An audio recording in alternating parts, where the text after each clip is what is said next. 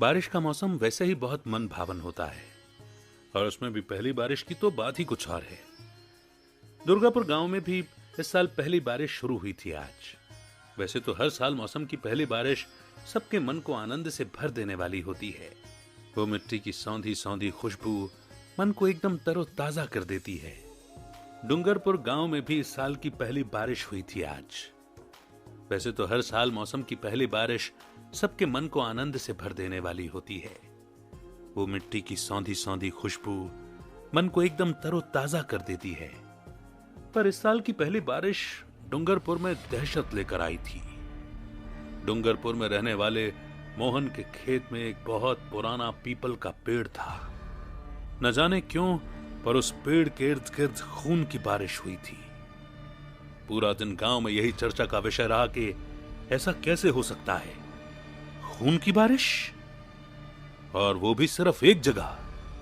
किसी ने कहा कि बड़े पंडित जी को बुलाओ, तो किसी ने कहा कि नहीं, तांत्रिक बाबा को बुलाओ। तो वहीं किसी पढ़े लिखे आदमी ने कहा कि हमें सरकार को संदेशा भेजना चाहिए, वो किसी वैज्ञानिक को भेजेंगे। पूरा दिन असमंजस में निकल गया कि क्या करना चाहिए, किसे बुलाना चाहिए। सूरज ढलने लगा था और अंधेरा होने लगा तो सबने तय किया कि कल इकट्ठे होकर इस बात का फैसला करेंगे कि आगे क्या करना है। पर उसी दिन से डूंगरपुर में अनहोनी होना शुरू हो गई। उस रात को मोहन के खेत से थोड़े दूर पर बजरंग चाचा का खेत था। उनके खेत में बंधी गाय पूरी रात जोर जोर से आवाज करती रही और सुबह होते होते उसने अपना दम तोड़ दिया। सुबह सबने देखा तो गाय के गले में कुछ गहरा छेद जैसा था और उसके शरीर में खून की एक बूंद भी नहीं बची थी। गांव के बड़े बूढ़ों ने आखिर किसी बड़े तांत्रिक बाबा को बुलाने का मशवरा दिया। पूरा गांव एकदम दहशत में था। किसी को भी कोई और बात सूझ ही नहीं रही थी।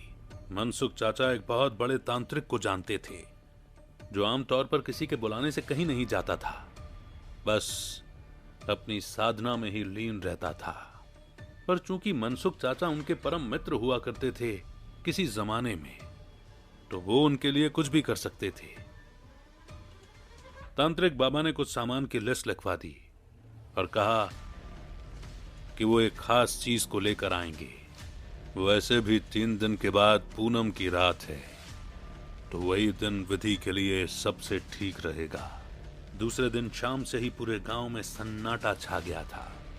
सब गांव वालों ने अपने घर के बाहर चारों तरफ दिए जला दिए थे। ऐसा करने को उन्हें तांत्रिक बाबा ने कहा था।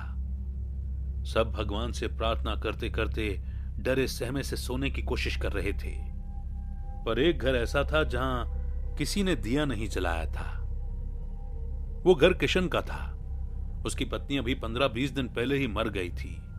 उसका किसी ने बड़ी बेरहमी से खून कर दिया था। उस दिन किशन गांव से बाहर गया हुआ था।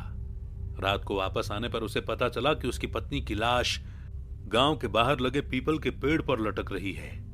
वो भागता हुआ सीधा वहां गया। उसकी पत्नी राधा का शव देखकर वो एकदम भौचक्का सा रह गया। उसके पूरे शरीर पर किसी ने नाखून से खरोंचा हुआ था। उस वजह से उसका पूरा शरीर लहू के रंग से लाल रंग का हो चुका था। उसके बालों को जला दिया गया था और उसके दोनों पैरों की हड्डियों को तोड़ दिया गया था। उसका चेहरा पत्थर से मार मार कर एकदम बेडौल कर दिया गया था। इतनी शैतानी हरकत किसने की होगी, वो किशन की समझ में नहीं आ रहा था। राधा एकदम सरल स्वभाव की थी, तो किसी को उससे क्या दुश्मनी हो सकती थी, और यह किशन की समझ में नहीं आ रहा था। हफ्ते भर तक जगह जगह पूछताछ करने के बाद भी किशन को कुछ भी पता नहीं चला कि किसने राधा को मार दिया और क्यों मारा था।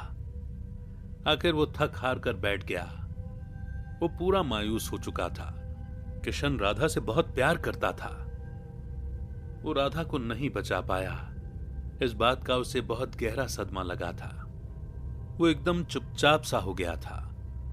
न किसी से मिलता, न ही बात करता, न ही काम पर जाता। बस हर वक्त चटाई पर लेटे लेटे वो छत की तरफ ताकता रहता। उसे अब किसी भी बात की फिक्र नहीं थी। वो बस ऐसे ही लेटा हुआ था कि तभी एकदम से जोर की हवा का झोंका आया और दरवाजा धड़ाम से खुल गया। खिड़कियां भी जोर जोर से हिलने लगी, जैसे कि तूफान आया हो। घर में जितनी भी लाइट थी वो सब एक साथ जलने लगी। किशन भी हैरान होकर खड़ा हो गया। तभी उसके सामने एकदम तेज प्रकाश फैल गया और उसमें उसकी आंखें चौंधिया गईं। हौले से उसने आंखें खोलकर देखा तो उसके सामने एक परछाई खड़ी थी। धीरे धीरे वो प्रकाश कम होता गया। अब उसने ध्यान से देखा तो वो एक औरत की परछाई थी जो धीरे धीरे ज्यादा सफाई से दिख रही थी। थोड़ी देर बाद वो आश्चर्य और खुशी के मारे झूम उठा। उसके सामने उसकी पत्नी खड़ी थी। वो सीधे उसे गले लगाने गया पर उसमें से वो आर पार निकल गया। वो हैरत से उसकी तरफ देखने लगा। राधा ने कहा, किशन, मैं मर चुकी हूं, पर आखिर वक्त में तुमसे नहीं मिल पाई, इसीलिए मैं इस दुनिया से जा नहीं सकी। मुझे पता है कि तुम बहुत परेशान हो और जानना चाहते हो कि मेरे साथ इतनी घिनौनी हरकत किसने की। मैं भी इस नरक की दुनिया से जल्द जाना चाहती हूं, पर उसके पहले मैं तुम्हें सब बताना चाहती हूं और उन सबको सजा देना चाहती हूं। किशन उसके सामने बैठ गया। राधा ने कहा, जब तुम गांव से बाहर गए थे उस दिन वो मंगलू, इस गांव का मवाली, मुझे बीच रास्ते में परेशान कर रहा था। मैं उस पर चिल्लाने लगी तो उसे बहुत गुस्सा आ गया और वो मुझे खींचकर गांव के बीच सबके सामने से लेकर गया। उसके डर से किसी ने मेरी कोई मदद नहीं की। सारे के सारे बस मूक दर्शक बनकर खड़े खड़े देखते रहे।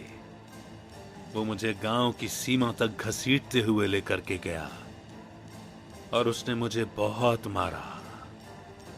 मेरे बालों को जला दिया, पैरों को लकड़े से पीट कर तोड़ दिया। कांटों भरी झाड़ी से मेरे पूरे शरीर पर जख्म पहुंचाए। मुझे बहुत दर्द हुआ किशन, पर किसी ने मुझे सहारा नहीं दिया और आखिर में उसने मुझे पीपल पर उल्टा लटका दिया। मैं अधमरी थी, पर अब भी थोड़ी जान बाकी थी। इस आस में कि तुम आओगे तो मैं आखिरी बार तुम्हें देख लूं, तुम्हें मिल लूं, पर तुम्हारा इंतजार करते करते मेरी जान निकल गई और मेरा अरमान अधूरा रह गया। अब तक मैं एक शैतान तांत्रिक के कब्जे में थी, पर अब मैं उसके चंगुल से भाग आई हूं। वैसे भी कल पूनम की रात है। कल गांव वालों ने तांत्रिक बाबा को बुलाया है। मैं उनसे विनती करूंगी कि वो मुझे मुक्ति दिला दें, पर उससे पहले मुझे अपना बदला लेना है। उस मंगलू को मैं ऐसा सबक सिखाना चाहती हूं कि फिर कभी वो किसी से बुरा बर्ताव करने का सोच ना सके। किशन ने उससे पूछा, तुम क्या करना चाहती हो? क्या मैं तुम्हारी कोई मदद कर सकता हूं? वैसे भी तुम्हारे बिना मेरा कुछ भी नहीं रह गया यहां। मुझे भी तुम अपने साथ ले चलो। राधा ने कहा, किशन, ना चाहते हुए भी मुझे तुम्हें जरिया बनाना पड़ेगा। मैं तुम्हारा सारा खून पीकर तुम्हारे शरीर पर कब्जा कर लूंगी। तुम्हारे शरीर के जरिए ही मैं मंगलू को सजा दे पाऊंगी किशन। मेरे पास ना ही वक्त है और ना ही कोई और चारा है। किशन ने कहा, इससे अच्छी बात और क्या हो सकती है कि मैं तुम्हारे किसी भी काम आ सकूं। तुम वैसा ही करो, फिर हम दोनों एक साथ इस दुनिया को छोड़कर दूसरी दुनिया में अपना नया संसार बसाएंगे।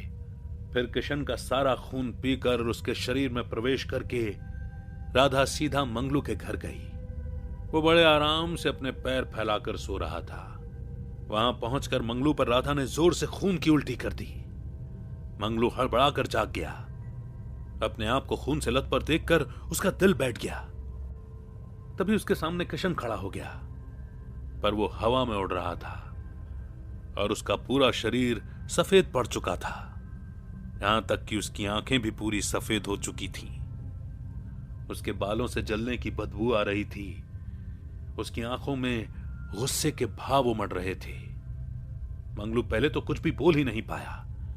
फिर सहमते हुए उसने पूछा,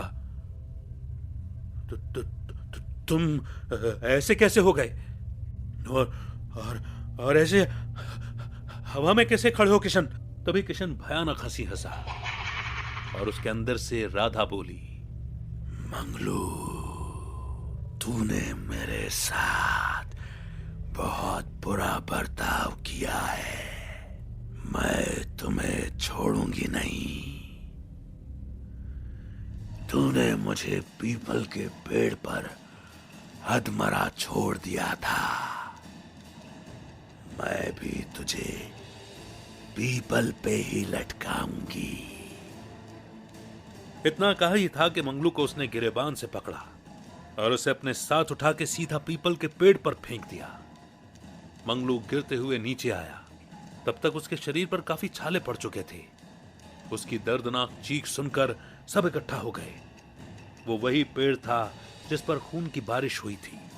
नीचे गिरते ही मंगलू की बहुत जोरदार चीख निकली। सब सहम गए। सबने देखा तो मंगलू के दोनों जांघों में लोहे के सरिये घुसे हुए थे।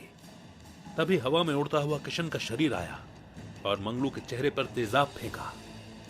अब मंगलू का दर्द हद से ज्यादा बाहर हो गया था।